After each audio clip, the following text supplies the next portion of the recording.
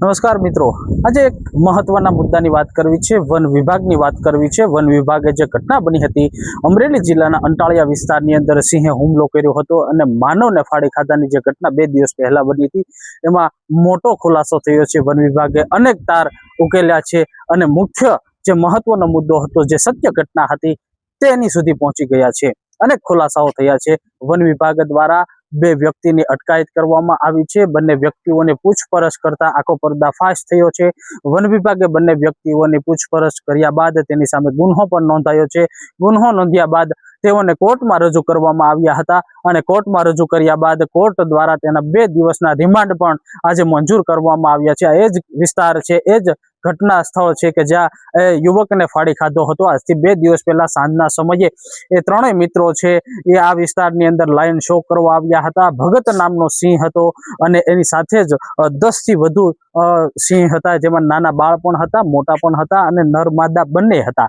અને આખરે જ્યારે ઉશ્કેરણી થઈ હતી, લાયન શો થઈ રહ્યો હતો, ગેરકાયદેસર લાયન શો કરતા હતા, જે દરમિયાન આ યુવકને ફાડી ખાધો હતો અને આખરે એ યુવકનું મોત થયું હતું. ત્યારે એની સાથે રહેલા 2 વ્યક્તિ જેઓએ આખી ઘટના પોતાની નજર આગળ થઈ હતી, જોઈ હતી અને તેઓએ આખરે વન વિભાગ પાસે કબૂલ્યું છે અને વન વિભાગે છેલ્લો અને મુખ્ય જે પોઈન્ટ હતો ત્યાં સુધીની આખી ઘટના છે, એ આખી ઘટનાનો તાર છે જ્યાં પર્દાફાશ થયો છે.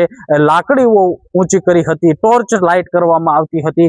મેટિંગ સમયે આ નર અને માદા જોડે હતા અને એ સમયે મેટિંગ કરતા હતા. એ સમયે વિડીયો કોલ અથવા વિડીયો શૂટિંગ ચાલુ હતું. એક હાથમાં લાકડીઓ હતી અને એક હાથની અંદર ટોર્ચ પણ હતી. એવું પણ એ બંને વ્યક્તિએ સ્વીકાર્યું છે અને આજે આ વન વિભાગ દ્વારા બંને વ્યક્તિઓની અટકાયત કર્યા બાદ તેઓની સામે ગુન્હો નોંધાયો હતો.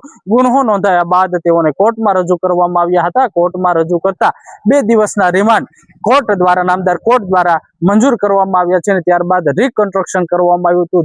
જે સ્થળે ગયા હતા તે સ્થળ વન વિભાગના અધિકારી અને કર્મચારી સાથે રહી અને ચકાસણી કરી હતી કઈ રીતે એ આ જગ્યા સુધી પહોંચ્યા હતા. અલગ અલગ વિસ્તારની અંદર પહેલા તેઓ ફર્યા હતા. ત્રણેય વ્યક્તિઓએ અલગ અલગ ચર્ચાઓ કરી હતી.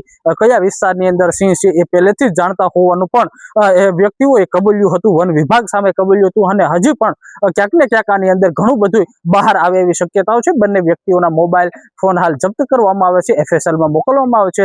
જોઈએ હવે કે આગળ શું આમાં ચાલશે. તપાસ દરમિયાન શું સામે આવ્યું છે અને કેટલા આરોપીને પકડ્યા છે, વાત કરીએ.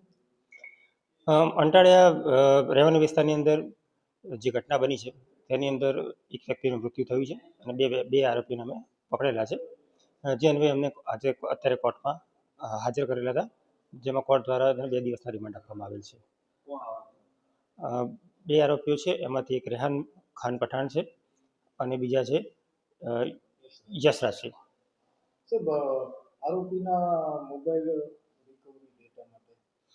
આરોપીના મોબાઈલ રિકવરી ડેટા માટે મેં FSLની અંદર મોબાઈલ્સ મોકલેલા છે.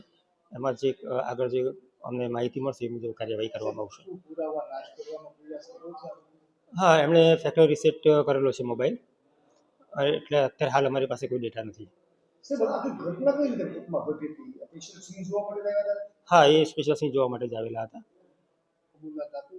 હા, એમણે નિવેદનની અંદર લખાવેલું છે કે અમે સિંહ દર્શન કરવા માટે જ ગયેલા હતા.